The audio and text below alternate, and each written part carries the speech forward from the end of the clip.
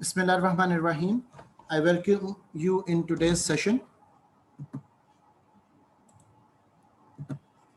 Today we are going to talk about making the mindful leader, cultivating skills for facing adaptive challenges. And I welcome you in the course of Leadership, Emotional Intelligence, and Decision Making. This article is written by Jeremy Hunter and Michael Kaskalson. It's a beautiful piece of writing in which they are pointing towards the important aspect of keeping yourself mindful, because that mindfulness would be able to provide you the strong basis for decision making and for your creativity and innovation, while maintaining your positive approach towards life, establishing your empathy and self-awareness. And through meditation, obviously you'll be able to explore the hidden talents and hidden aspects of your personality more comfortably, as compared to when people go towards mindlessness, or they are mostly dealing with unconscious processes without triggering their conscious mind to remain in the present and to understand the context and the realities around them. Many a times I use an expression in my discussions that जिसने लम्हा मौजूद को पा लिया उसने हकीकत को पा लिया. So लम्हा मौजूद को पाने के लिए आपके लिए सबसे ज़्यादा ज़रूरी यही है कि you remain mindful. And particularly this exercise is needed for the leaders, because unless and until a leader is not mindful, he or she would not be able to properly mentor and develop and nurture the followers. To remain mindful, there is a very interesting quotation from Sun Tzu in his book, The Art of War. And the Sun Tzu said that if you know others and you know yourself, you will not be impaled in 100 battles. If you do not know others, but you know yourself, you will win one and lose one. And if you do not know others and do not know yourself, you will be impaled in every single battle. So the main concern of the Sun Tzu in his book, The Art of War, is again focusing upon knowing yourself and obviously knowing others. Because knowing is something which gives you the ground to start your thinking upon. When we move towards the technical details of the concept related to mindfulness, there are certain constructs which are basically present as the basic idea of being a mindful leader. And the basic idea is actually challenging the context that in today's world, we are always requiring some change orientation, the flexibility, the adaptability, the development, the modernization, the upgradation. These are all the things which are required by today's managers and leaders, and obviously as a conscious human being. The second aspect is that we are in an era in which there is a lot of environmental uncertainty. It is very difficult to predict the future in more concrete ways. There are so many constructs, so many variables who are always changing in an unpredictable fashion. So that whole environmental uncertainty is requiring कि हम अपने आप को mindfulness की condition में, mindfulness की situation में वो लेकर आएं, because unless and until we are not mindful, we would not be able to comprehend the environmental perspectives which are continuously changing with a rapid pace of change. At the same time, it is required from us that we have to meet certain adaptive challenges. And those adaptive challenges are always requiring from us the unique combinations, the unique algorithms, the unique answers to novel situations and problems, to novel challenges, so that we should be always, updating and upgrading ourselves in a way कि जिससे कि हम उस तमाम तर बदलती हुई रुतों को वो समझ भी सकें, जान भी सकें और उनके बारे में अपनी डिसीजन मेकिंग भी वो कर सकें. Therefore, remember one thing कि आज के इस दौर में जिसमें कि हर वक्त हमें चेंज को मद्देनजर रखना है, एनवायरमेंटल अनसर्टेनिटी का सामना है और एडेप्टिव चैलेंजेस हमारे सामने मौजूद हैं, हमें माइंडफुल होने की ज़रूरत होगी, ना कि हम फुल माइंड के साथ इन चीज़ों को समझने की कोशिश करें। बिकॉज जितना हम अपने माइंड को स्टफ कर लेंगे, उतना हमारे लिए क्रिएटिव और इनोवेटिव आइडियाज़ की तरफ जाना वो डिफ़िकल्ट होगा। जब हम एडेप्टिव लीडरशिप की बात करते हैं, तो एडेप्टिव लीडरशिप में दो तरह के चैलेंजेस का सामना एक लीडर को करना होता है। There are certain technical problems and there are certain adaptive problems. Technical problems तो वो हैं जिनके बारे में known solutions and known problems हों, जिनको हम ऑलरेडी कंप्रीहेंड कर चुके हों, हमारे पास उनको हल करने के तरीक़ेकार मौजूद हो और हम उनको एक रूटीन प्रोसीजर के मुताबिक अटेम्प्ट कर सकें। लेकिन जब हम एडेप्टिव चैलेंजेस की बात करते हैं, एडेप्टिव प्रॉब्लम्स की बात करते हैं, तो those are the problems and solutions which usually are novel in their nature. The problems may not be recognized or may not be known, and the solutions are also yet to be explored.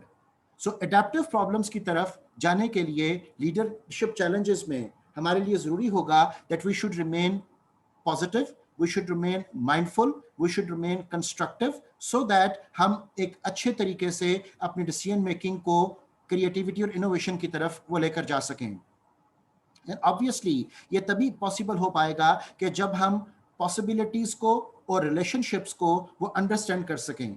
In possibilities and relationships में no doubt हमारे इर्द गिर्द जितने भी variables हैं, जितने भी constructs हैं, जितने भी कॉन्स्टिट्यूएंट्स हैं, जितने भी इंटरमीडियरीज हैं, इन तमाम को हमें अंडरस्टैंड वो करना होगा। इस सारे जिक्सो पजल को हमें हल करना होगा और हमारे लिए ज़रूरी होगा कि हम इन तमाम तर कॉम्प्लेक्सिटीज़ और अनसर्टेनिटीज़ के अंदर रहते हुए यकसुई के साथ, परसिस्टेंस के साथ, मुस्तकिल मजाजी के साथ अपनी डेवलपमेंट की तरफ वो कारवां हो सकें। Now the leaders must learn, in तमाम मामलात को करने के लिए the leaders must learn, number 1, act like partner in solution, number 2, they have to be adaptive, number 3, they engage and resolve challenges, number 4, they have to remain calm and in control, and number 5, inspire and motivate. And there is no doubt about number 6, which says make wise and thoughtful action. ये तमाम वो aspects हैं जिनसे कि हम बेहतर तौर mindful रह सकते हैं। So what actually is mindfulness? इस चीज को इन डेप्थ स्टडी करने के लिए I have arranged a session for you which is titled as From Mindfulness to Action, and obviously the lecture is given by Dan Goleman. Dan Goleman, the Harvard professor, is among the pioneers who came up with this idea of not only just emotional intelligence, but he has done a lot of work related to mindfulness, that how people in general and how managers to be in a specific situation, they have to keep themselves mindful. उसके लिए क्या exercises हमें करनी है, उसके लिए किन context को हमें जहन में रखना है, उसके लिए हमें किस किस्म की इमोशनल इंटेलिजेंस की ज़रूरत है, जिसमें कि self awareness, empathy, motivation, social intelligence, इस तरह के बहुत सारे एस्पेक्ट्स और कंस्ट्रक्ट्स वो हमारे सामने मौजूद हों और हम उनको कंस्ट्रक्टिवली अडॉप्ट भी वो कर सकें। सो इसमें कौन कौन से साइकोलॉजिकल पैटर्न्स हैं, किस किस्म के चैलेंजेस का सामना हमें करना होगा, इन तमाम बातों को जानने के लिए we are going to watch a very interesting and very informative lecture by Dan Goleman, and the title of the lecture is Mindfulness to Action. So here we start.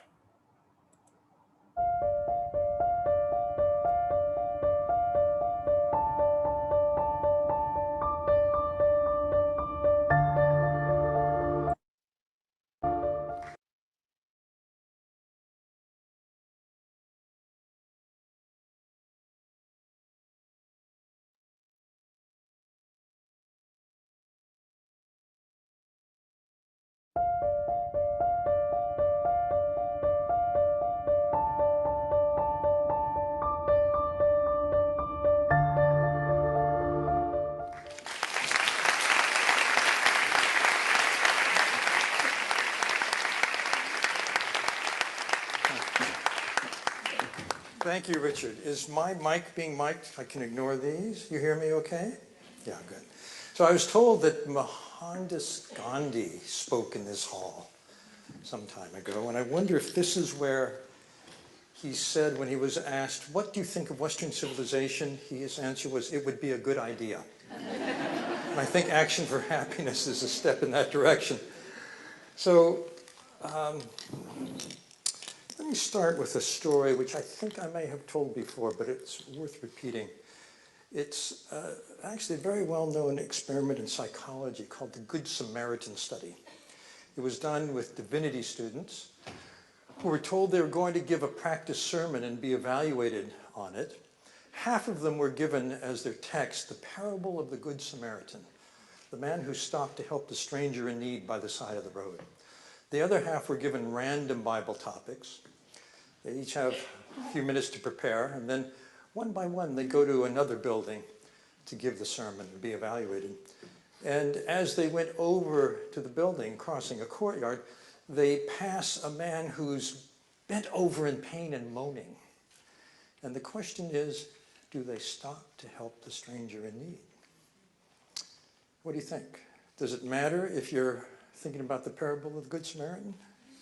You'd assume so, right? No, didn't matter. What made the big difference was how much time they felt they had. If you thought you were late, there was no way you were going to stop and help the stranger in need. And in a sense, that's the story of our lives in the modern world.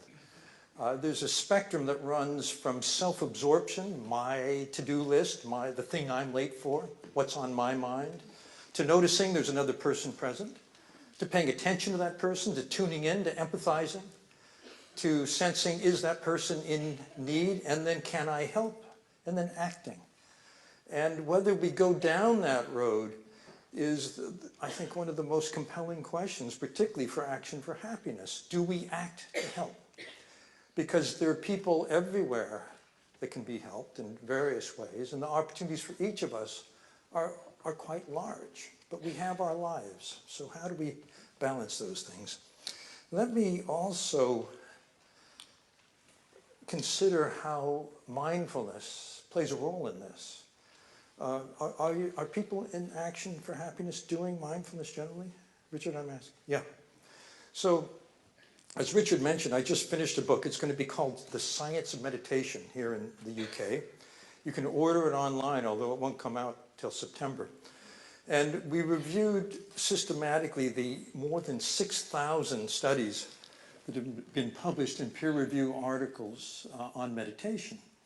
And we boiled them down to the 60 most compelling studies. And the most studied method of all kinds of meditation, it turns out, is mindfulness. And the results are quite encouraging. But first, I have to confess to having spread some neuromythology, starting in that book, Destructive Emotions. You may have heard that mindfulness shifts the brain from the sector of negative emotions to positive emotions. Did anybody ever hear about that study? Oh, good. Very few. It turns out it's not necessarily true. And one of the things we were doing in the book is kind of cutting through the hype. It turns out I just was at a business summit this morning, and many, many people are selling mindfulness to business. God bless you, Alex. This is my caffeine. Jet lag. So where was I? Yeah, business, okay. So business is being sold mindfulness, and it's being sold mindfulness on the basis of studies that aren't that sound. So let me tell you what's really sound. First of all, the one very clear finding on mindfulness that does stand up has to do with what's called an amygdala hijack. An amygdala hijack occurs when something triggers us, and there are three signs. We have a very strong emotional response, something like very angry or very anxious or panicked. It's very quick, very sudden.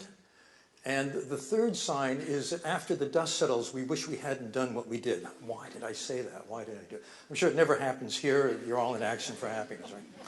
So amygdala hijacks. The amygdala is the brain's radar for threat. Right now, our amygdala is asking us, am I safe? And if the answer is no, then it triggers a hijack of the prefrontal area. The prefrontal area is the part of the brain that is mindful, that comprehends, that analyzes, that makes good decisions, that learns. And if we're hijacked, the prefrontal cortex is paralyzed. And it's taken over by the amygdala, which just wants to do whatever we need to do to survive. Is anybody here old enough to remember when television had something called static? That's what the amygdala sees, a staticky picture of what's going on. And because its role in evolution has been to help us survive, it would rather be safe than sorry. So it errs on the side of, we better respond now, just to be safe. And it's responding today to symbolic realities, not biological threats. So we get, in a situation where, say, we think we're being treated unfairly, and it triggers a hijack. And when we're hijacked, our attention, we become mindless. Our attention fixates on what we think is the threat. That's all we can think about. And another thing that happens is that our memory hierarchy changes so that only what's relevant to the threat is what we can remember most easily. So let me give you a piece of advice. If you are in the midst of a really heated argument with your spouse or partner or loved one, those are two amygdala hijacks happening at the same time. It is very hard because of this memory shift to answer the question at that moment, why am I with this person? So just wait 20 minutes, give your amygdala time to cool down, and you'll remember, oh yeah, right, I love this person, okay. So in amygdala hijack, we act in ways that we wish we hadn't. One of the strongest findings on mindfulness is that the amygdala becomes less reactive. And the more you do mindfulness, the less reactive it becomes. It doesn't mean it's out of commission, but it isn't hijacking us so much anymore. And mindfulness, when it's combined with, say, cognitive therapy, mindfulness, MBCT as it's called, is very powerful because it shifts our relationship to our thoughts and our feelings. And we can let those triggering thoughts come and go instead of taking us over. So I think that's one of the powers. Anybody here familiar with MBCT? Yeah, it's a very, very powerful method. A second finding is that, and this should be no surprise, mindfulness enhances our attentional abilities. This is really important today because people are more distracted than ever in human history. And the reason is, let me ask, how many people have a smartphone with them? Exactly, that's the problem. Because they are very seductive devices. All of our, not all of our, but they're full of really juicy distractions, our smartphones. There's Facebook, there's Instagram, there's whatever it is that you like to watch. So a very smart cognitive scientist, Herbert Simon, who I think won a Nobel, made an observation a long time ago. He says, what information consumes is attention. A wealth of information means a poverty of attention. Today, we get, on average, 5 times more information in a day than was true 20 years ago. We're inundated with a flow of information. Not only that, there was an article 10 years ago in Time magazine, the big magazine in America, when there were magazines in America. And it had a little squib. It said, there's a new word in the English language. The word is pizzled. It's a combination of puzzled and pissed off. And it means, it refers to that moment when you're walking down the street with someone and they pull out their BlackBerry and start talking to someone else. You know that this is dated because they said BlackBerry. Nobody has a BlackBerry. But the point is that the ground rules, the norms for attention, both individually and interpersonally, have shifted silently and inexorably. You go to a romantic restaurant with tablecloths and candlelight, and a couple is sitting face to face, and they're not looking at each other's eyes. They're both looking at their phones. This is what's happened in modern life. One of my granddaughters was at our house, and 5 family members happened to be looking at screens simultaneously, and she said, "So, how's everyone doing?" It was like a radical idea. We could talk to each other. But that's how things have shifted. So mindfulness has become more important because it strengthens what's called cognitive control. Cognitive control is the ability to pay attention to the task at hand and ignore distractions. It's how we get work done. It's how we engage with one another. And it's more important than ever that we have a way to strengthen the muscle of the mind that's called attention. There's a mental gym, and mindfulness is a workout in that gym. In the mental gym, you focus on one thing, say your breath, and your mind wanders. And then you notice it wandered, that's the moment of mindfulness, and you bring it back. That is the identical action in terms of your mental brain circuitry as going to a gym and lifting a weight. Every time you lift the weight and do a repetition, you strengthen the muscle a bit. And the same with bringing your mind back. My view is that the real action in mindfulness is noticing when your mind wanders. Did anybody have their mind wander during mindfulness? Of course. They did a study at Harvard. They gave people an app for their phones, and it rang them at random times day and night, and it asked two questions. What are you doing now, and what are you thinking about? The gap between them, those two things, of course, is whether you're paying attention now, you're mindful, or not. 50% of the time, our minds are wandering. They're wandering 90% when we're commuting, when we're in front of a video monitor, and when we're at work. I don't know about you, but those other people at work. So it wanders least 10% of the time, according to this data, during romantic moments. But who would answer an app like that during a... I doubt that data. But anyway, so the mind is wired to wander. The article title is "A Wandering Mind is an Unhappy Mind," because it turns out that where the mind tends to wander is what's bothering us, particularly in our relationships. So we tend to think about, why didn't she invite me to the party? Why didn't he answer my email? Why did they say this to me? The things that are troubling us are on our mind. So mindfulness is a real move toward mental health in the sense that you have more freedom of choice in what you think about. So that's another factor in mindfulness. And cognitive control itself is extremely important. I don't know if you know the marshmallow test. It's a famous study in psychology. They did it at Stanford with 4-year-olds from the preschool. They brought them to a room, they sat them down at a little table, put a big juicy marshmallow on the table, and they said to the child, "You can have this now if you want, but if you don't eat it till I come back from an errand, you can have 2 then." And then the experimenter leaves the room, and that poor child is stranded there with a marshmallow. And about 1/3 of them grab it on the spot, they just can't stand it. And about 1/3 wait the endless 7 or 8 minutes, and they get 2. The payoff for this finding comes 14 years later when the kids are tracked down. And it turns out that the kids who grabbed, compared to the kids who waited, don't get along as well with their friends, still can't delay gratification in pursuit of their goals. That's what a direct test. And on the college admission exam, out of 1,600 total points, the kids who waited had a 210-point advantage. It's a huge difference. So cognitive control is really important. There was a study done in New Zealand where they tracked kids from 4 to 8. They measured cognitive control. They did it with a marshmallow test, several other converging measures. Tracked them down at 32. The strongest predictor of good health and financial success was cognitive control in childhood.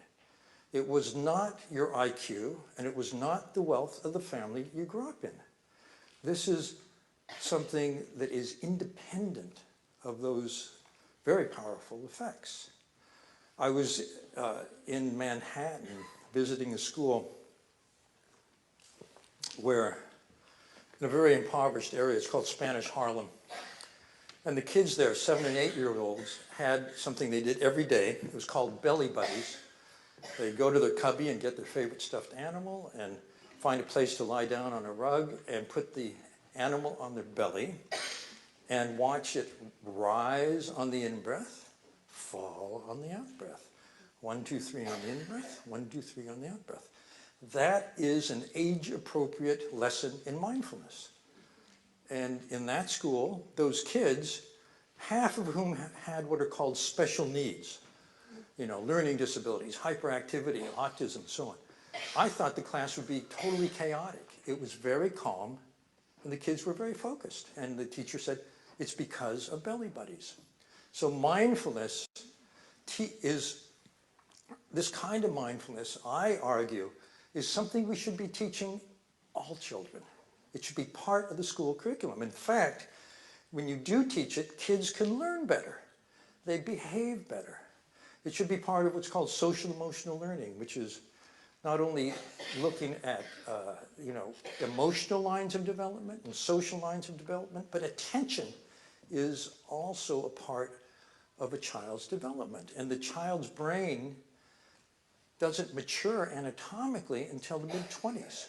During that time, right now, we leave emotional, social, and attentional abilities to random chance. Why don't we teach every child this basic skill, mindfulness? So if you do, you get better cognitive control, and that predicts a happier life, a healthier life, and better wealth. Another finding, working memory. This is interesting. Working memory, from a cognitive science point of view, is your ability to pay attention to what's happening now long enough that it transfers to long-term memory so you can remember it later. It's the essence of learning. So it turns out that mindfulness increases your working memory. They did this at the University of California, and it turned out the students in the study who had mindfulness training did better on the graduate school entrance exam. Why? Because they're able to learn better. Finally, there's multitasking. I don't know, I won't ask if you're a multitasker. We all try. But multitasking is actually a myth. The brain does not do things in parallel. It switches rapidly. And it turns out if you're really into something, like you're working on this report or you're doing this mathematical problem, and then you decide to take that email or to go online or to do a text or whatever, and then you come back to it, you've diminished the power of concentration for the original task. It takes time to build up, except if you have a mindfulness session. 10 minutes of mindfulness reverses the debilitating effect of multitasking on concentration. So that's the good news on attention. But the best news actually comes with empathy and compassion. There are 3 kinds of empathy. There is cognitive empathy. I understand how you see the world, how you think about things. That kind of empathy lets you be a very good communicator because you know the terms to use so someone will understand. A second kind of empathy is emotional empathy. I feel what you feel. I feel with you. And the third kind of empathy is technically called empathic concern. It's caring about the person. I not only know what you're thinking and what you're feeling, but I want to help you if I can. That's the basis of compassion. There's very good work being done now by Tanya Singer over at the Max Planck Institute in Germany. She finds that each of these kinds of empathy is based in different circuitry in the brain.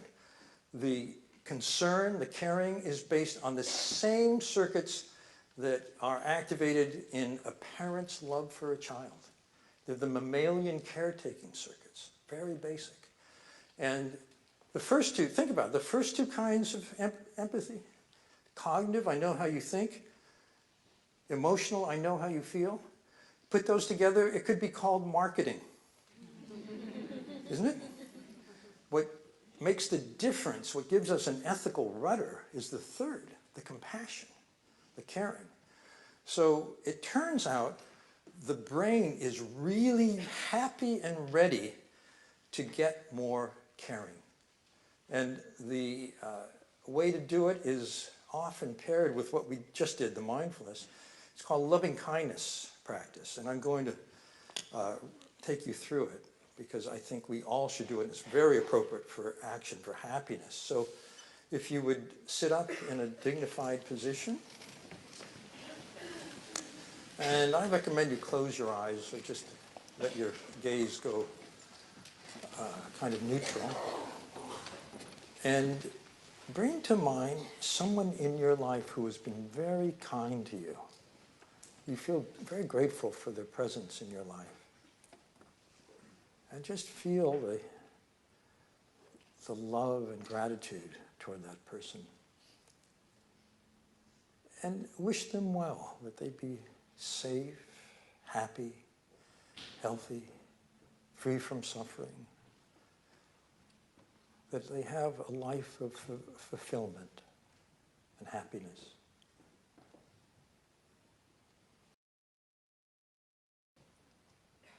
And then think of yourself in the same way and wish for yourself that you be safe, happy, healthy, free from suffering,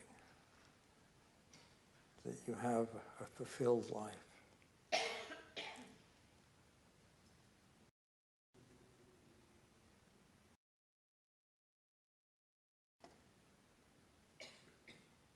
And now bring to mind the people you care about most, your loved ones.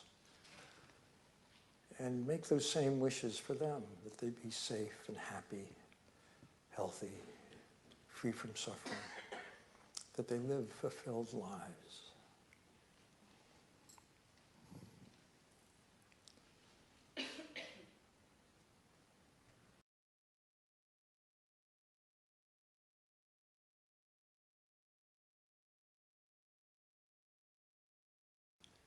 And now make those same wishes for everybody in this city, everyone throughout London, throughout Great Britain, throughout Europe, throughout the world. Extend the wish to everyone everywhere that they be safe, happy, healthy, free from suffering, that their lives be fulfilling.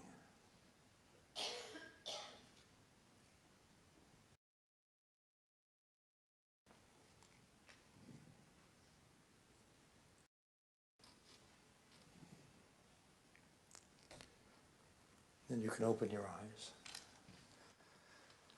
So